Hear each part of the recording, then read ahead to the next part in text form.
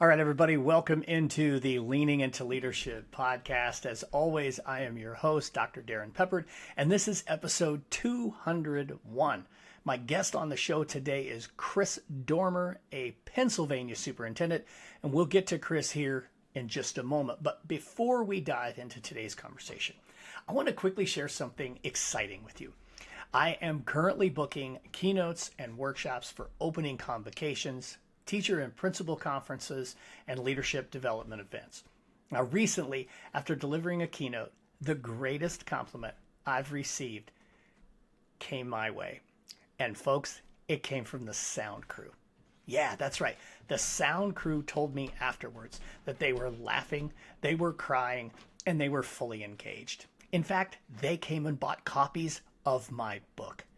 Man, when you've got the crew who has heard it all telling me that they were laughing and shedding tears, you know you've absolutely hit the mark.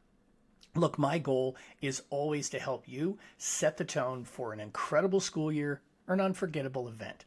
I want it to be something that your staff leaves feeling energized and inspired and grateful that they attended. So if you're ready to bring joy and laughter and meaningful learning back into your professional development, let's connect. I would love to support you on your next event. Now, let's get on to today's episode. We're going to dive into a topic that's real near and dear to me, which is proactive leadership. It's an essential shift from that crisis mode to real intentionality. And it's how leaders can truly embody the idea of serving each and every student in their care that truly makes a difference. My guest on the show today is Chris Dormer, the superintendent of Norristown Area School District in Montgomery County, Pennsylvania. Now, Chris has nearly 3 decades of experience across urban, suburban, and rural education settings. Chris has worn many hats, from instructional assistant to biology teacher to coach, principal, and now superintendent. And Chris is currently the president-elect and secretary of PASA, which is the Pennsylvania Association of School Administrators. And Chris brings an insightful perspective on building strong leadership teams and ensuring that classroom instruction remains the central focus, even when the outside demands threaten to pull leaders away. In our conversation today, Chris and I reflect back on lessons that we learned from leading through the crisis that is the pandemic. And we explore some practical and actionable ways that school leaders can move forward proactively, keeping their vision and values at the heart of every decision. It is a conversation that's filled with tons of strategies, a lot of great insight, and a ton of leadership wisdom. And that's what you've come to expect from the Leaning into Leadership podcast. So I'm honored to have Chris Dormer here on the Leaning into Leadership podcast. So let's get right to it with Chris Dormer. All right, everybody, welcome back into the Leaning into Leadership podcast. My guest on the show today is Chris Dormer, and Chris is currently a superintendent in Pennsylvania. We'll let him talk about that in just a couple of minutes. But what excites me about this conversation today is really kind of looking at and reflecting back to a handful of years ago, which it seems odd to talk about the pandemic so far back at this point in time, because I think for so many of us, it's still fresh in our memories. But that movement from that crisis leadership that so many of us, both Chris and I, were in the superintendent chair at the time, to where we are now, and really focusing on not necessarily the crisis leadership, but more of that let's be intentional, let's be proactive type of leadership. So I'm really excited about that conversation. Before we do that, Chris, welcome into the Leaning into Leadership podcast. Thanks, Darrin. Appreciate the opportunity to be with you today, and look forward to a great conversation on leadership. Yeah, absolutely. So let's do this. Let's maybe just kind of set the table for our listeners so they have a little bit of an understanding of who Chris Dormer is. Tell them as much or as little of your story, your journey, as you would like to share.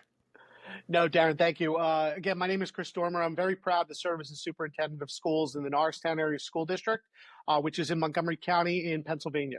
Montgomery County is one of the collar counties right outside of Philadelphia. So just for some context, if you either hear my accent or, when I reference things, it is that, definitely that a little bit of that Southeast PA Philadelphia mentality I'm born and raised here in Southeast PA, and just honored to continue to serve and work in education in this region. This is my 29th year in public education. I've held positions, started actually as a elementary emotional support instructional assistant back in my first 4 years, and learned lessons there that continue to influence me as both an educator and as a leader.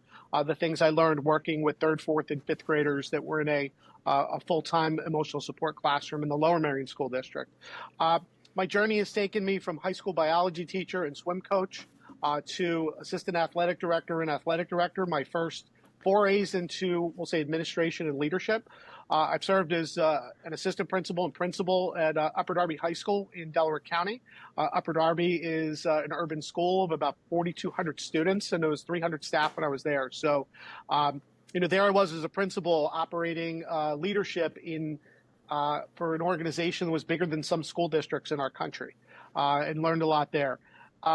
Spent 3 years in Oxford Area School District as a principal, which I went from large urban to small rural. Went to a school district of 3,000 that spanned 82 square miles down in some of the farmland as you start to move into central PA. I spent the last 9 years of my career here in Norristown, 2 years as assistant superintendent, and the last 7 as the superintendent of schools. A little bit about Norristown.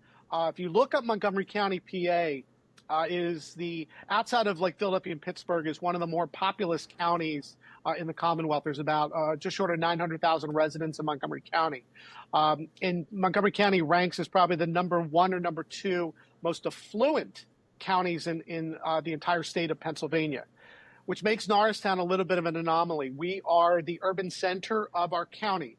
We are a county seat, so we have not only all of our county and a lot of state services and support services that operate, but we are we're the hub. We have 90% of the Section 8 housing in our county, and again, just our makeup is very, very different than the school districts that surround us. So a little bit about PA, also to give it context. PA, we like the saying in Pennsylvania: if you know one district in Pennsylvania, you know one district in Pennsylvania. There were 500 school districts in the Commonwealth, mostly municipal and locality based. So we do not have county based systems. We have districts all the way from the hundreds of students all the way up to like the school district of Philadelphia, which is almost 200,000 students. So Norristown, we have 8,000, just short of 8,000 public school students that attend our schools. We serve 3 municipalities, so with about 80,000 residents. Our makeup, about 85% of our students are Black and brown. We are a minority majority school district in that, while we are predominantly non-white, we were about 50% Latino, about a third Black, about 11% white, and then small multiracial Asian and other demographics.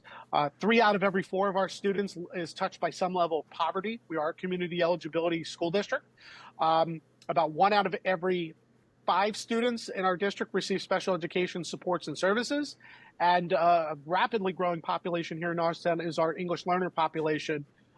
We've grown by probably about 110% in the past 10 years. And now 1 out of almost every 4 students in our district is an English learner. So again, just a little bit about, kind of our journey. Happily married for 25 years, which God bless my wife for. Darrin, the family aspect and school leaders and the time it takes puts strain on the house. So my wife is going to be enshrined as a saint just for, putting up with me for all these years. And a proud girl dad of 3 teenage daughters that are one in college. That was a proud product of public schools, and my other 2 attend public schools here in the Commonwealth as well.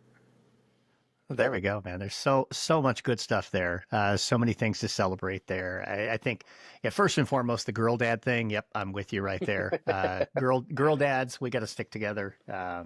Sometimes it can be a little bit interesting being a girl dad, for sure.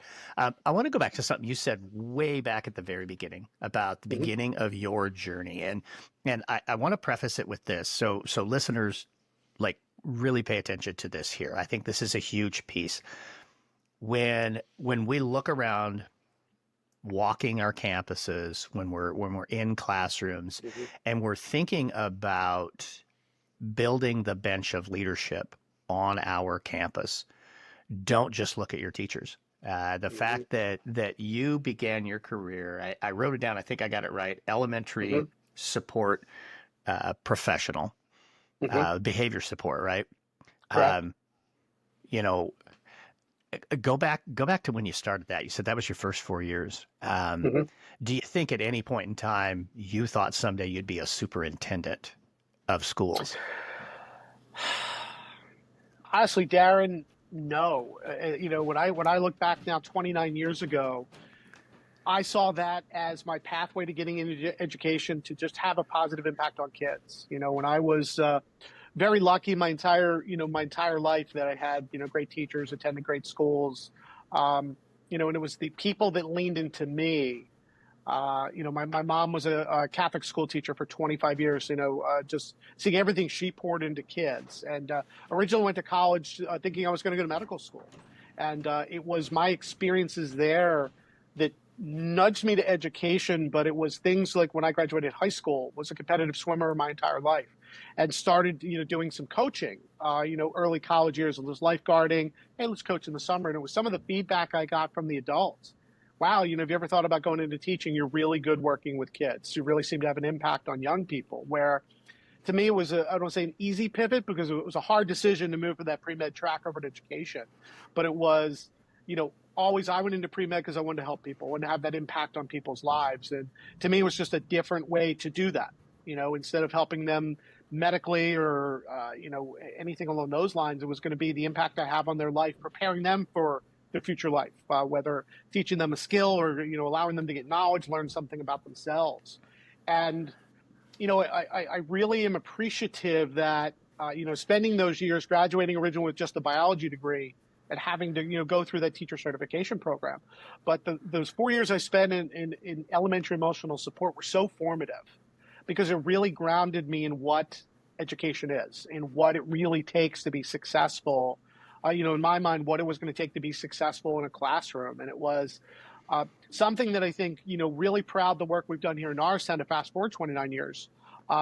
Last year in our district in Pennsylvania, we have to do a comprehensive plan every 3 years. You engage your community, your big goals, your big targets. And one of the things we decided last year that again, I think is true to me as a human, it's true to me as an educator, but is also why, listen, God willing, the community will let me retire from here. Again, just that connectedness and that alignment, was we made a change in our mission statement, which, Darrin, all mission statements have some version, we're here to educate students and blah, blah, blah, blah. Right. We made a very intentional change from the word all student, or for the word all in front of students, to each and every. And I think the importance of that. When you talk about all, you talk about buckets. And sometimes, then it's okay when the bucket makes progress, but you know what? You're accepting that maybe one or two or three don't get the same experience as everybody else. And, to me, it was a very proud moment that our community said, and our entire team said, we need to be accountable to each and every child, each and every family. And that's something I learned 29 years ago. Here were students that were identified with, just a different set of challenges, emotional disability, needing emotional support, things that got in the way of the barriers to their learning. And every single child, and I still can remember by face, by name, by parent, 29 years later, about what drove them well in school, what were the things that derailed their learning in school. But it really just imposed upon me this idea of, you have to see every child for who they are. You have to really lean into their strengths, and you have to find ways to program in ways that they're going to respond positively, so that they can continue, limitlessly with growth and achievement going forward. And there were some days for me, it was, let a child start in class and I needed to facilitate them in a different setting, a little bit quieter, a little bit more focused, a little bit this. Sometimes it got to the point of where we tried to keep them in the setting so they could be part of a benefit, and they just, stimulus overload. Let me take them for 5 minutes and give them a setting so that they could come back and re-engage. And those were things that always, as you look, one of the first things when I became a high school biology teacher in the Upper Darby School District, I asked for, we used to do a very, very distinct, kind of leveling, tracking. And I would always ask for it. I said, listen, give me those lower level kids, because, and I walked in there every day and said, I believe in you. You are not lesser. I'm going to push you, but I'm going to support you with every step of this journey. And you know what? I remember vividly every semester, by level, we give the big final exam. Of, all right, let's get all our scores together because, undoubtedly, like, you were talking about a curve or whatever. And I always found like my kids performed on the higher end every single time with consistency. And it didn't take me long to figure out is because the care that I tried to show them. I believe in you. I think it's universal. When you show a kid you believe in them, and Darrin, you know this. There's research out there that shows when students believe an adult cares about them, 30 to 40% higher academic achievement. And, I've always tried to ground my work as when I directly interact, instructional assistant, classroom teacher.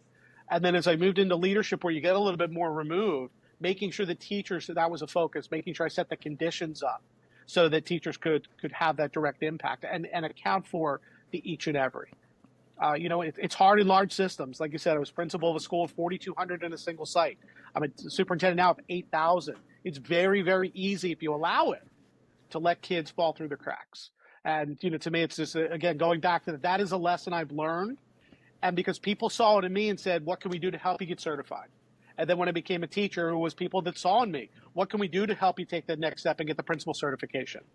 And then central office, like, we need to get you into a doctoral program, into a superintendent's program so that we can, so it was the people that saw it in me. And now it's, I believe in that, that adage of pay it forward. What can I do to influence the next generation of leaders, teachers, kids, just so that everyone's better at the end of the day? Yeah, absolutely. And I think, man, there's again, a lot of things to unpack from that. One of the things I've been talking about it a lot lately here on the show. It's something, certainly we're really proud of. Our new book, Culture First Classrooms. Mm-hmm. Actually, one of your teachers, Andrea Bittner, is a contributor to that new book. But that focusing on establishing that culture first and foremost in the classroom of each and every, I think is huge. And I'm curious, from and this is probably going to take us into some of the proactive leadership stuff too, but as the leader of a district with 8,000 students, so several hundred employees, probably, 8, 10, 12, 15 buildings, whatever number of buildings you might have, your expanded leadership team is probably fairly sizable. How do you, as the superintendent, take that new mission, just that piece alone, each and every, that flip in the culture from all to each and every? How do you take that to that leadership team? And more importantly, how do you ensure that leadership team can take that out to where it becomes each and every classroom, focusing on each and every student? Oh, Darrin, that is a great question. And I think that's the $1 million question in education nowadays is, how do we make sure every child is successful, and how do you scale in very large systems? So, here in Norristown, 8,000 students, we're 12 buildings, we're about 1,000 employees. And my district leadership team, which is cabinet level, our building leaders, our administrative leaders, and our members of our mid-management team, we're about 50. So, we meet monthly. And a couple of years ago, I recognized that if we're going to be true to our mission, if we're going to do that, we needed to change the focus of how we meet and the time we spend together. And, because when I was raised, it was very simple. You came to a central leadership meeting, and not to say you were talked at by central office for about 2 to 3 hours, but you were. It was an informational meeting, right? Sounds Here's about what right. you need to know. Yeah. Here's what you need to know. Here's what your focus is going to be. And then at the end, maybe you got 3 seconds of like, we'll do a quick round table. How you doing?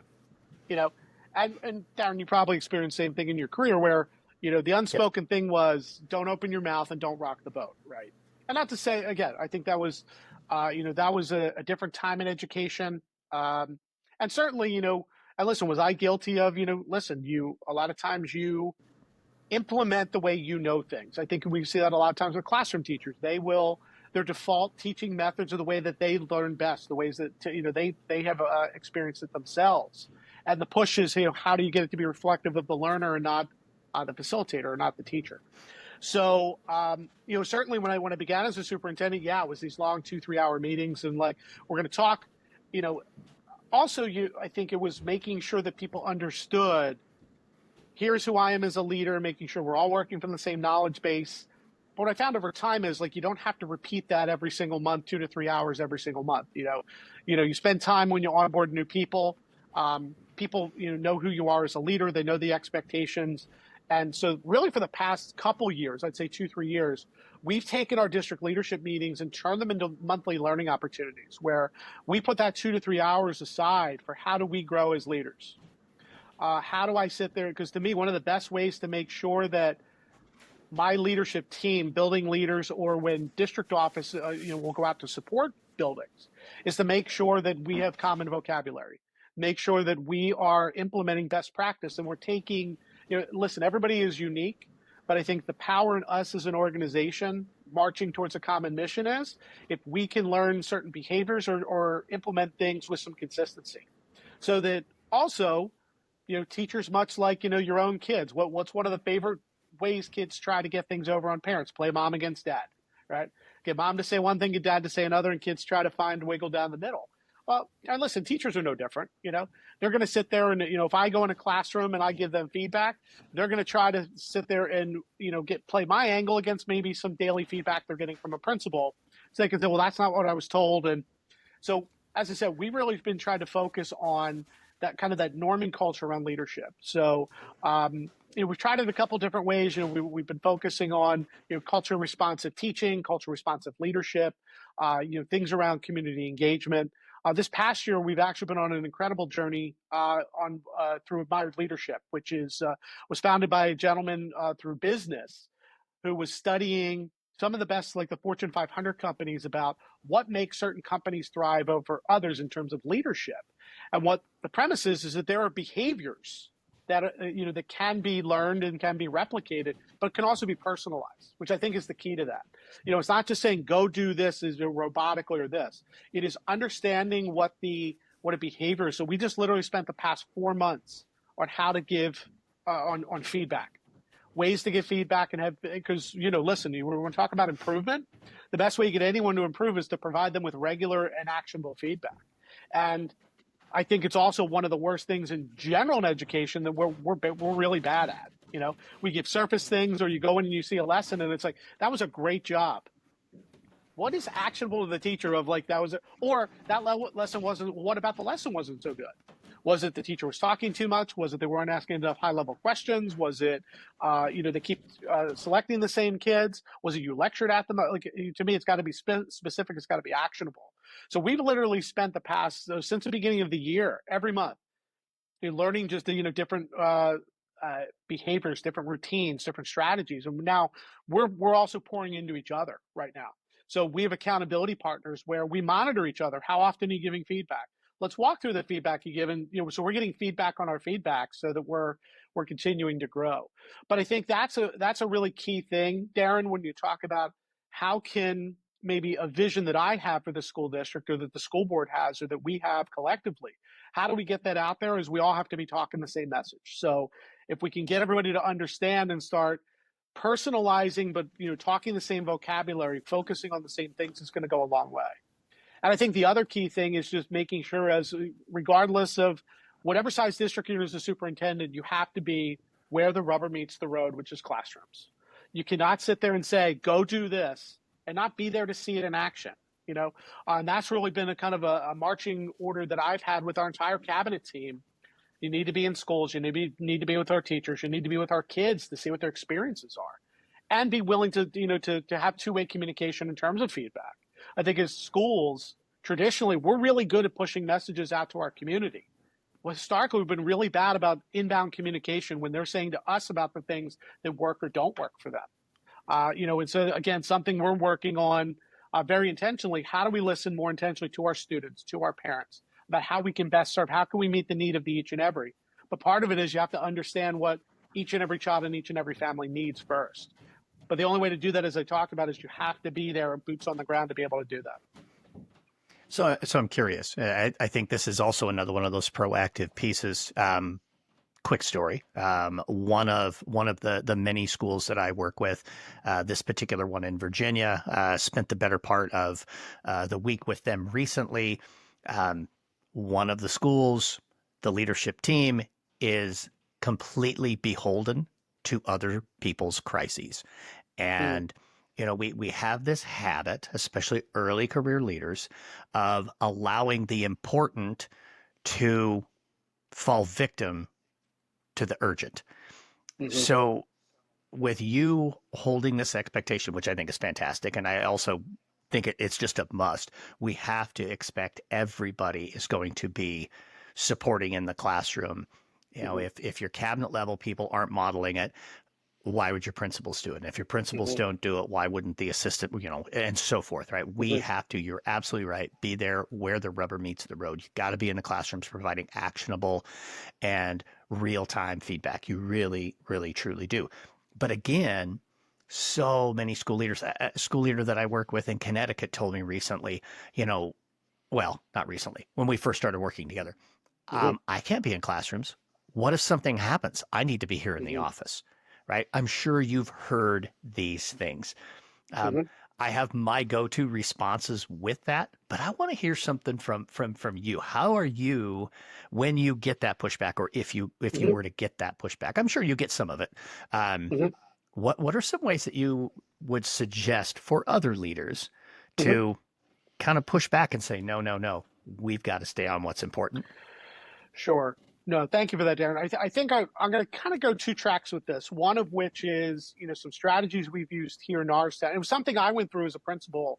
This was an aha moment when I had was a principal, which was, um, I was pushed and challenged by a very influential mentor of mine years ago when I was a principal, and said, what is the most important thing that goes on in schools every day? Teaching and learning. And then pushed and said, how much time a day, if it's the most important thing you do, or we do, or we should be focused on, how much time are you spending a day on that?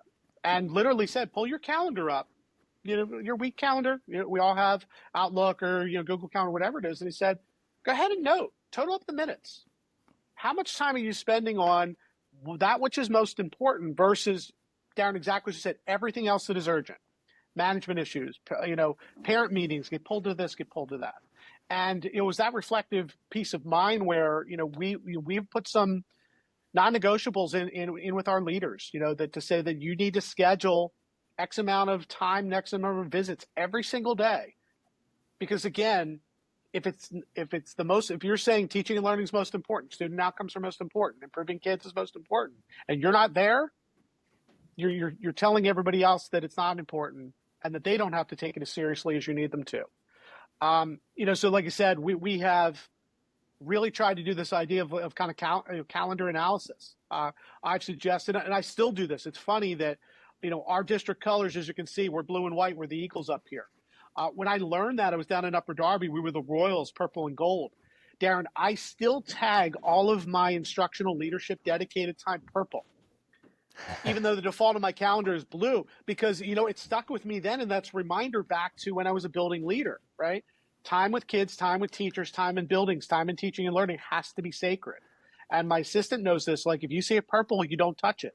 You don't ask to move it. You don't do anything. It's time. It's time where we need to be. We've asked all of our leaders to do that. And again, my regular presence, I schedule 90 minutes on a regular basis with my principals. I go and do two things. I meet with each building student advisory council. So I'm meeting with the kids, listening to them. And then I spend the balance of the time with principals going and visiting classrooms so that we're there together. We're talking instruction. We're talking best practices. We're talking what the needs are, again, to move the needle with kids. That's just kind of what we're doing in the here and now.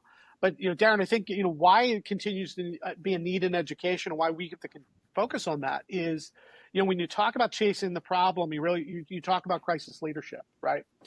I think we are still stuck 5 years after we shut down in COVID. And very interesting, that we meet today. This is almost the 5-year anniversary to the day that Pennsylvania schools shut down for COVID. Yes, it is. Yeah. And when we originally said we're going to take a 2-week pause, and that was it for the school year. But to me, that was really, I would say, the baptism by fire that many school leaders had with crisis leadership. How do we do this? And it was focus on the problems. How are we delivering instruction? How are we feeding our kids? How are we doing this? And you just became You did. You had to become laser focused on things with that.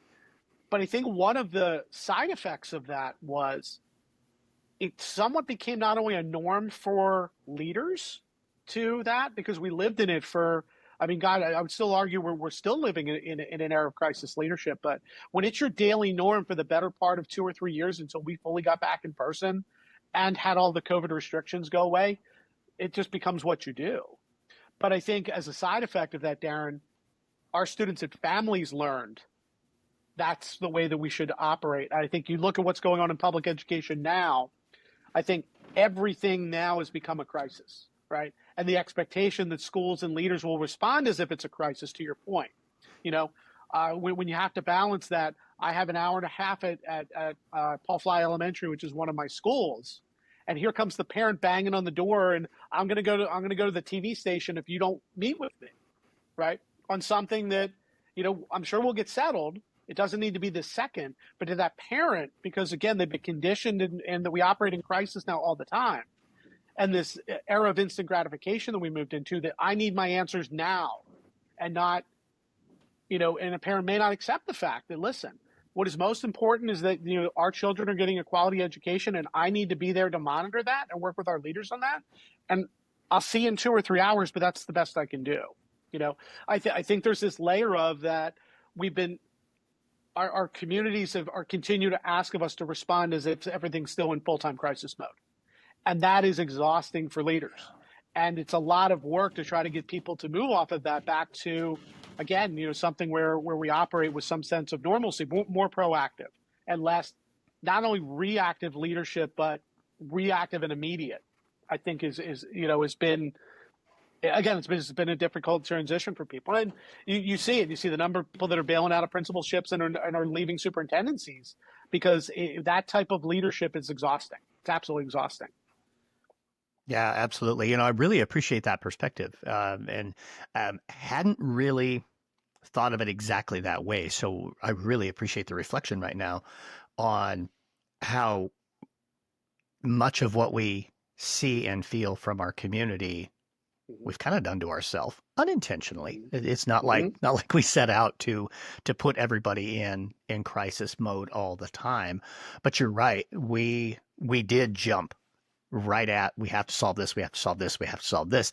And let's be honest, for the most part, we did a pretty darn good job. And I think because of that, you're right. I think people do expect much more now than they probably did previously. Not that before the pandemic, we didn't have times where a parent expected you right now. I mean, that happened, but you're right. I think it is more and more and more frequent. And back to this school that I was talking about before, just being there and observing them, and they're probably one of the most urgent driven leadership teams that I work with. And certainly it probably was something that was conditioned into the community as well. So I really, really appreciate that reflection. Man, this is just such good stuff and such an incredible conversation, and not a big surprise. Our time has absolutely flown by, without question about that. And just so much value in here, folks. Man, if you didn't take some notes, listen again and take some notes, because there's some great stuff in here. But we're not quite done, because Chris, I'm going to ask you the same question I ask everybody here on the Leaning Into Leadership podcast at the end of the podcast. You've shared already a lot of things that you are doing, but maybe give us one more thing that you're doing to lean into leadership right now. Sure. I would say I'm doing 2 things, if it's okay if I can share 2, Darrin. Absolutely. One is, I think, you know, as we continue this transition, trying to get back to more proactive, more, forward-facing leadership has been leveraging your network. I think I've never been more in touch with my colleagues. You know, as much as I started saying there's 500 districts in PA and we're all different, but there's similarities in the challenges we have. But you know, what I find is, and I've leaned in particularly the past couple of years as I've gotten more and more and more involved with our state organization, is there's a lot of good talent. There's a lot of great people, and just having somebody that can be that trusted person you can go to, you know, to talk through things, to get ideas from. I think, Darrin, we talked before we jumped on the podcast that, leadership, educational leadership can be a very lonely job, especially, further you go up. You think about, my district where, you go from a classroom teacher where you're one of, dozens to a principal where you're the one in that building, but in my district, only one of 12, right? But then if you keep going up to the superintendent, there's only one of me here. As much as I have my team. So, I need those people that are, living what I'm living, maybe a little bit differently. And I'm lucky that I have an incredible network of people that I go to, that I trust, and that also are willing to stretch me, as a leader. They're willing to push my thinking, or willing to, to probe and to, hey, what are you thinking? And so, as much as I'm learning from them, I think, that they're learning from me.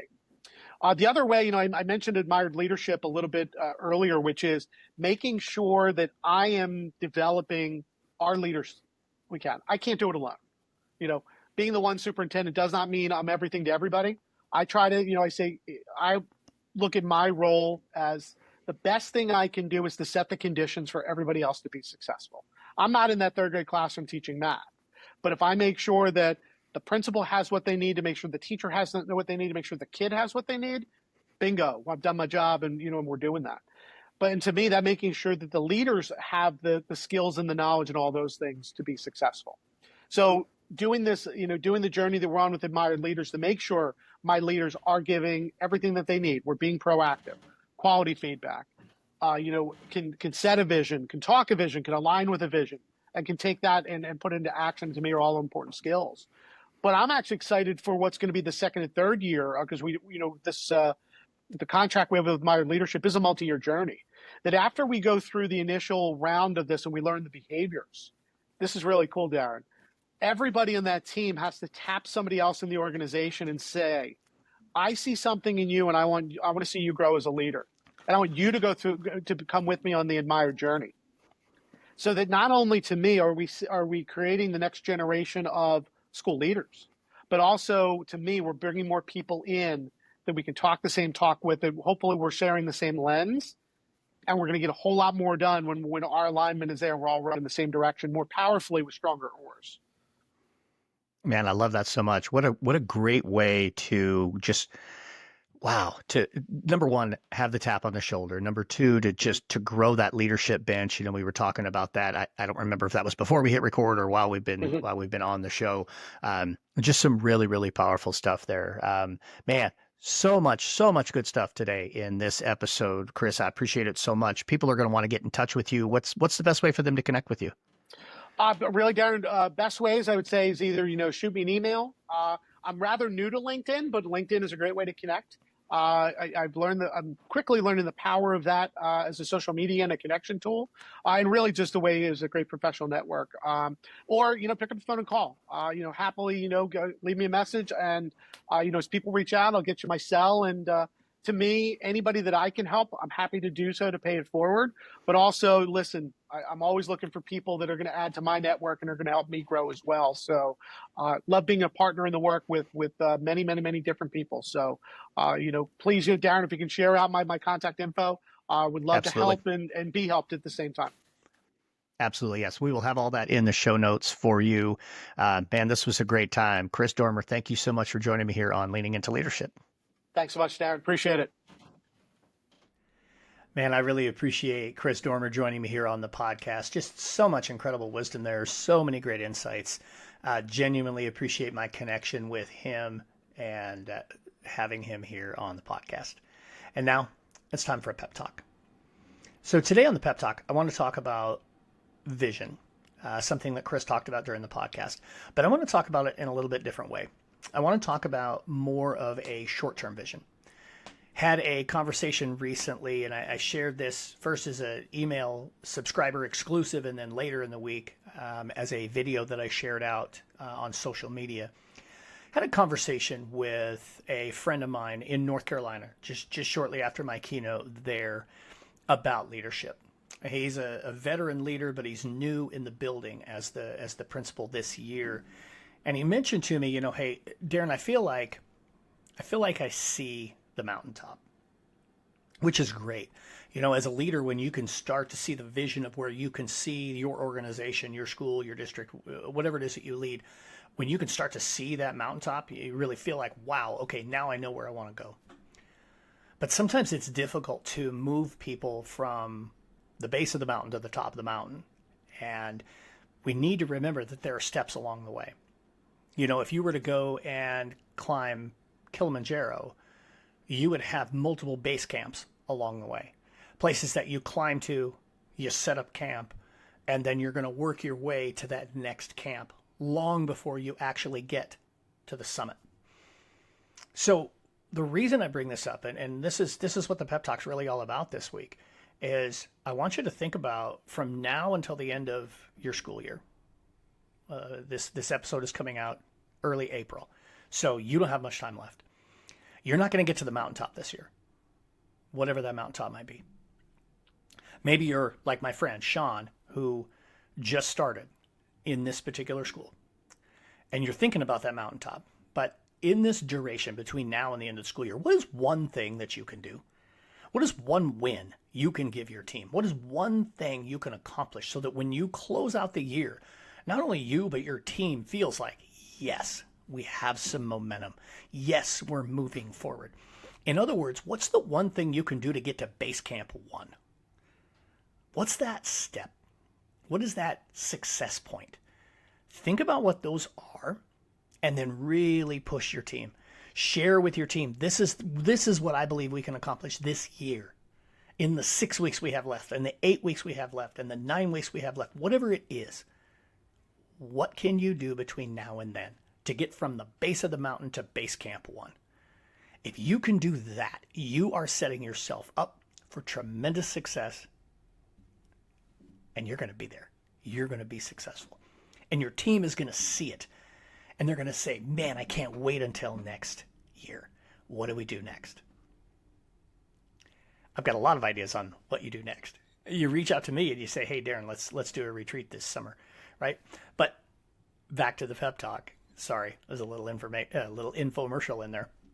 Back to the pep talk. Just find that one thing, folks. What is that one thing you can do between now and the end of the school year? Just get from the base of the mountain to base camp 1. Don't try to climb the whole mountain in the 6 weeks you got left. Hey, that's what I've got for you this week, folks. Thank you so much for tuning into the Leaning Into Leadership podcast. As always, I appreciate you. I appreciate each and every one of you who go and drop those 5-star reviews in, who drop in the amazing words of encouragement and reinforcement. This past week when I shared out episode 200, holy cow, I got so many messages, emails, and texts and that kind of stuff of people just simply congratulating me on reaching 200 episodes. Hey, it's a commitment, like I said last week, folks, and I continue to be committed to you and your leadership. So thank you for joining me here on the Leaning Into Leadership podcast. Go have a road to awesome week.